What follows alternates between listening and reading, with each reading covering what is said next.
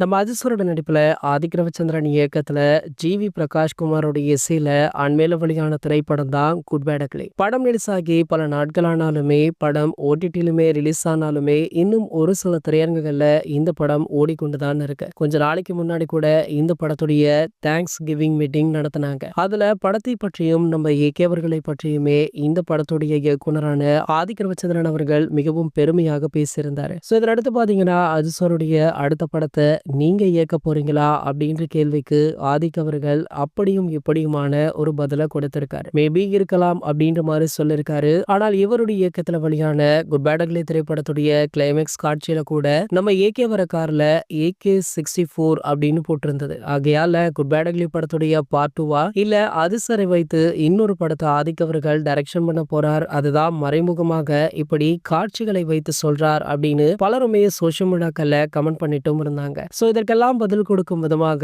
அண்மையில் அது sir interview கொடுத்திருந்தாரு. அந்த இன்டர்வியூல என்னுடைய அடுத்த திரைப்படம் நவம்பர் மாதம் தான் ஸ்டார்ட் ஆகுது, நான் கிட்டத்தட்ட 6 ஆண்டுகளுக்கான படங்கள்ல கமிட் ஆகிவிட்டேன் அப்படின்றத சொல்லியிருந்தாரு. இந்த நிலையில பாத்தீங்கன்னா AK-64 படத்தை நம்ம ஆதிக் தான் இயக்குறார் அப்படின்றது உறுதியாகிடுச்சு. மேலும் பாத்தீங்கன்னா இந்த படத்துடைய காஸ்ட் அண்ட் க்ரூ தேர்வு மிக தீவிரமாக போயிட்டு இருக்கா. இன்னொரு பக்கம் பாத்தீங்கன்னா இசை வேலைகள்ல நம்ம ஜி.வி. பிரகாஷ் குமார் அவர்கள் படுஜோராக செயல்பட்டு கொண்டிருக்காரு. சோ இந்த படத்துல ஏகே அவர்களுக்கு ஒரு ஸ்ட்ராங்கான வில்லன் போடணும் அப்படின்றதுனால பாலிவுட்டுடைய டாப் பிரபலம் ஒருவர் தான் இந்த படத்துல வில்லனாக நடிக்கிறாரா. சோ கூடிய விரைவிலேயே அவர் யார் அப்படின்ற அறிவிப்பை படக்குழுவை வெளியிடுவாங்க அப்படின்னுமே எதிர்பார்க்கலாம். இது போன்ற சினிமா செய்திகளை பத்தி நீங்க உடனே தெரிஞ்சுக்க நம்மளுடைய தமிழ் நியூஸ் எக்ஸ்பிரஸ் சேனலை மறக்காம சப்ஸ்கிரைப் பண்ணிக்கோங்க.